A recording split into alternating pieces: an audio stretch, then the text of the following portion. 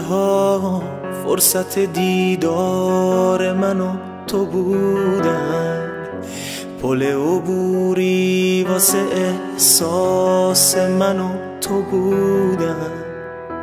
پنجره ها بسته شدن، دلای ما خسته شدن. پنجره ها بسته شدن، دلای ما خسته شدن. هر روز از صبح تا غروب کنج خونه میشینم، خیره میشم به پنجره شاید تو رو ببینم. پنجره ها وا نمیشن حتی واسه یه لحظه، طفلی دل عاشق من تو تنهاییش میلرزه. پنجره انصاف تو کو، دیگه دارم میمیرم. خسته شدم از بی کسی، تو چنگ غم اسیرم.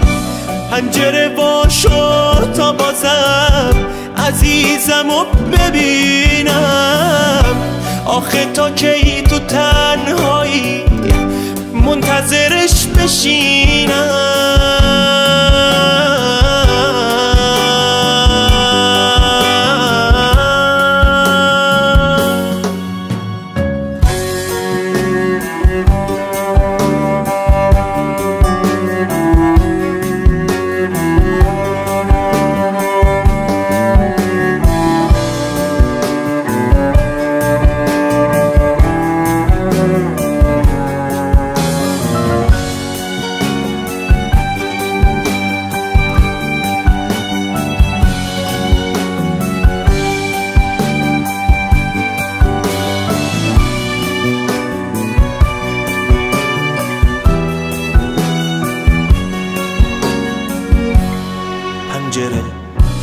منو ببخش اگه صدام بلند بود، اگه فریاد زدم و حرفام یه ذره تند بود.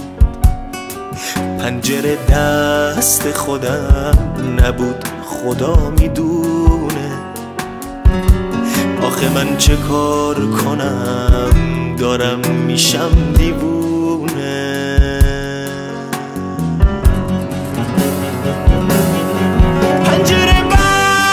دیگه باشو بذار ببینم. آخه تا کی باید این جوری یه جا بشینم؟